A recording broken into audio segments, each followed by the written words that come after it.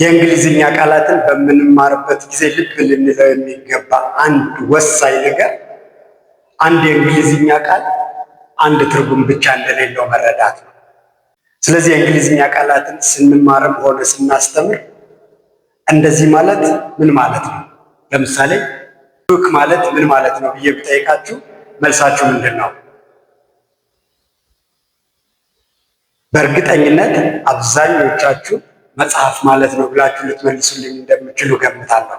ነገር ግን እንደዚህ ማለት ምን ማለት ነው ብሎ የእንግሊዝኛ ቃላትን ለመማርና ለማስተማር መሞከር በጣም ኋላ የቀረ ቃላትን የማስተማሪያ ዘዴ ነው። ለምንድነው እንደሱ የሚሆነው? አንዱ ቃል አንድ ትርጉም ብቻ ቢኖረው ነበር እንደዚህ ማለት ምን ማለት ነው ብለን ስንመልስ እንደዚህ ማለት ነው ብለን እንድንናገር የሚያደርገን። በእንግሊዝኛ ግን ቃሉ ትርጉም የሚኖረው በአውድ ውስጥ ነው፣ በአረፍተ ነገር ውስጥ ነው እንጂ ቃሉ ለብቻው አንድና ብቸኛ ትርጉም ስለማይሰጥ እንደዚህ እያደረግን የምናስተምር ከሆነ ተማሪዎቹ የተሳሳተ አረዳድ እንዲኖራቸው እናደርጋለን። እኛም በዚህ መንገድ የምንይዘው ከሆነ በሌላ አገባብ ሌላ ትርጉም ይዞ ሲመጣ ግራ እንጋባለን ማለት ነው። ስለዚህ ይሄን ለማስተካከል እዚህ ጋር ምሳሌ ላሳያችሁ። ለምሳሌ ይሄን ቃል ቡክ ማለት ምን ማለት ነው ብለን ሳይሆን መጠየቅ ያለብን I usually book my flight in the afternoon።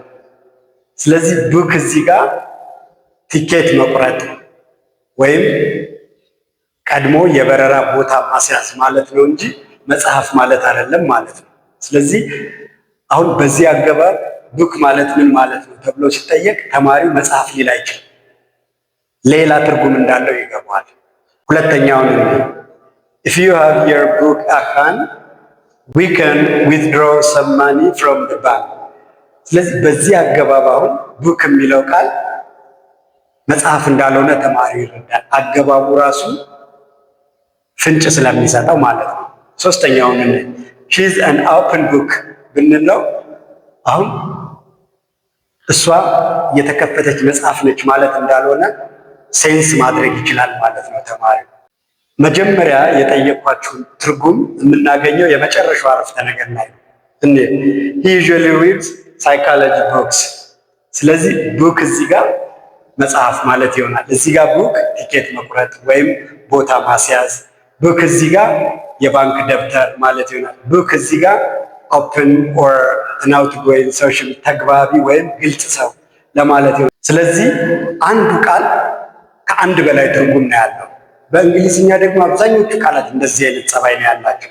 አንድ ቃል ከአንድ በላይ ትርጉም ስለሚኖረው እንደዚህ ማለት ምን ማለት ነው ብለን አይደለም ሰውን መጠየቅ ያለብን።